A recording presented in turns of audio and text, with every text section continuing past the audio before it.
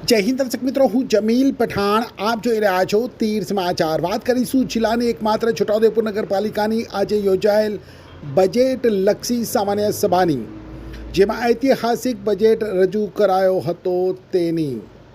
જી હા, આજે નગરપાલિકામાં ચૂંટણી બાદ બીજી સામાન્ય સભા યોજાઈ, જેમાં બજેટ સહિત 19 મુદ્દાઓ એજન્ડાઓ પર ચર્ચા કરવામાં આવી. પાલિકા પ્રમુખ મંજુલાબેન કોડી, ઉપપ્રમુખ પરવેઝ મકરાણી, કારોબારી અધ્યક્ષ અલ્પાબેન શાહ અને ચીફ ઓફિસર ભાવિક બરજોડની અધ્યક્ષતામાં યોજાયેલ બજેટલક્ષી ખાસ સામાન્ય સભામાં વર્ષ 2025-26 માટે 86 લાખની પુરાણ સાથે રજૂ કરાયેલ 60 કરોડ 1,33,546 રૂપિયાનું કહી શકાય કે ઐતિહાસિક બજેટને સર્વાનુમતે મંજૂર કરવામાં આવ્યું હતું.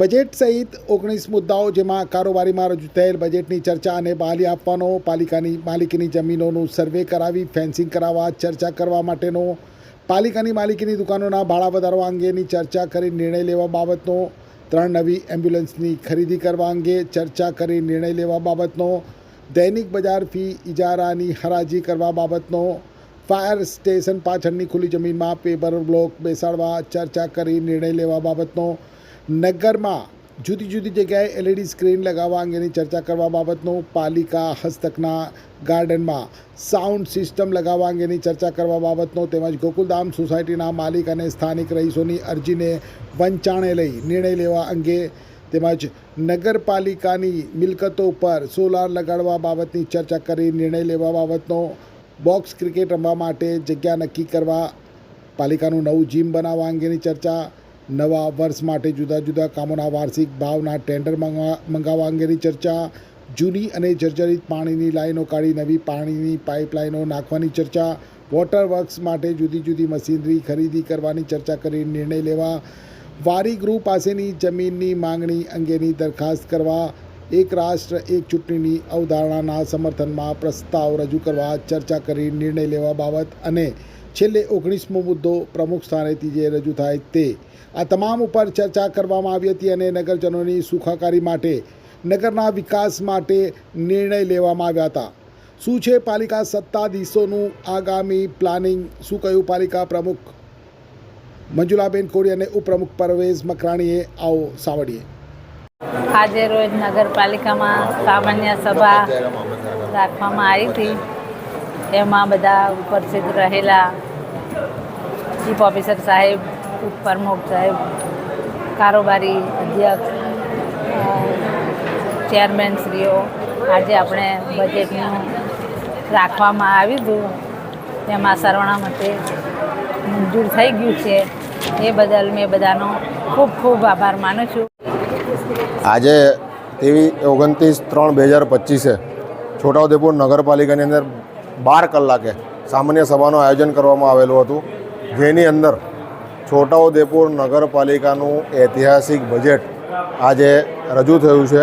અંદાજિત બજેટ જે છે એ 60 કરોડ 1,33,546નું અંદાજિત બજેટ આજે રજૂ થયું છે, જેમાં નગરની અંદર સારા કામો કરવા જઈ રહ્યા છે. અમે નગરના વિસ્તારની અંદર અમે 3 એમ્બ્યુલન્સ નવી લેવા જઈ રહ્યા છે. એની જોડે નવું જીમની તૈયારી કરી રહ્યા છે અમે. એની સાથે યુવાધન માટે છોટાઉદેપુરના યુવાનોની માંગણી છે કે એમને બોક્સ ક્રિકેટનું આયોજન થાય, તો અમે પોઈન્ટો પસંદ કર્યા છે. 2-3 પોઈન્ટ પર બોક્સ ક્રિકેટ બનાવીશું. એની સાથે અમે LED સ્ક્રીન નગરની અંદર 10 જેવી LED સ્ક્રીન લગાવવા જઈ રહ્યા છે, 10 જેવા વોટર ATM લગાવવા જઈ રહ્યા છે.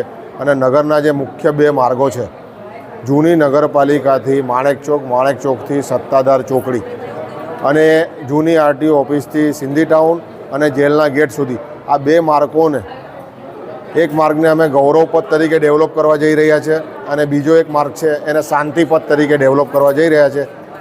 એ માર્ગની ઉપર છોટાઉદેપુર નગરની શોભા સમાન માર્ગો બનશે, લોકો ત્યાં ફરવા આવશે એવા માર્ગનું અમે આયોજન કર્યું છે ને આગળ પબ્લિકને અમે અર્પણ કરીશું. શાક માર્કેટ માટે પ્રોજેક્ટ ચાલુ છે ને નવું શાક માર્કેટ બનાવવા માટે અમે પ્રોસિજર ચાલુ કરી દીધી છે. ટૂંક સમયમાં એના માટે જમીન અમને મળી જશે અને શાક માર્કેટનું કામ ચાલુ થઈ જશે. स्वच्छ भारत का इरादा इरादा कर लिया हमने देश से अपने ये वादा कर लिया हमने. स्वच्छ भारत का इरादा इरादा कर लिया हमने देश से अपने ये वादा कर लिया हमने. છોટાઉદેપુર સહિત રાજ્ય, દેશ અને દુનિયાના સમાચાર જોવા માટે સબસ્ક્રાઈબ કરો તીર સમાચાર અને બેલ આઇકોન જરૂર દબાવો.